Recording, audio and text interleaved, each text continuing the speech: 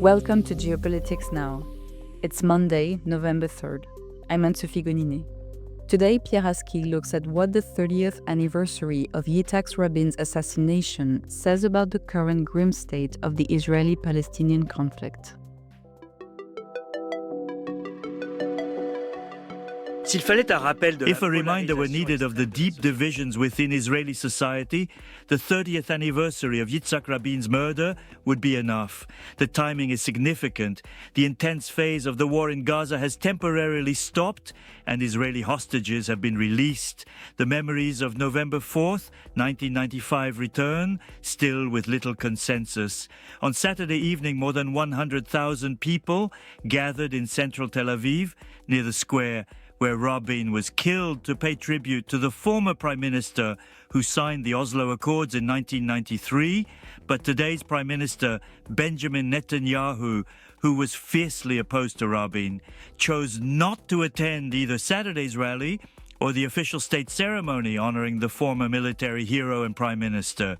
A recent poll highlights the divisions. 51% of Israelis view Rabin's legacy positively, 28% negatively, with the rest undecided.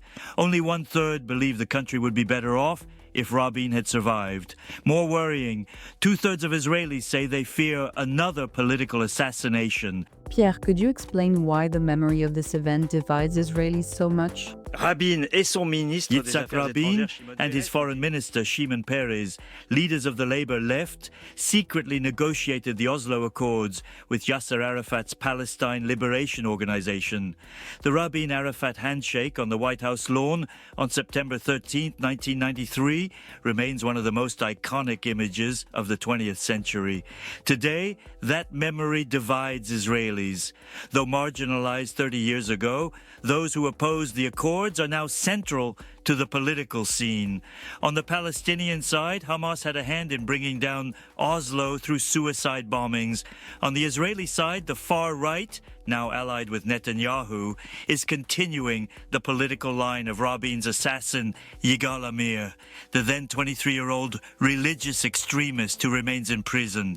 In this sense, the anniversary brings back a memory that remains relevant, a compromise that was meant to allow two peoples to live in peace, still opposed by the same forces that fought it then.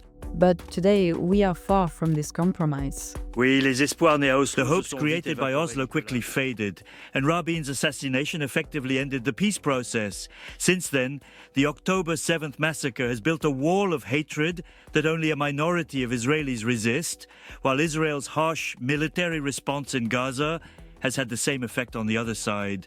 Commemorating one of the most tragic events in Israel's political history inevitably brings the idea of compromise back into public discussion.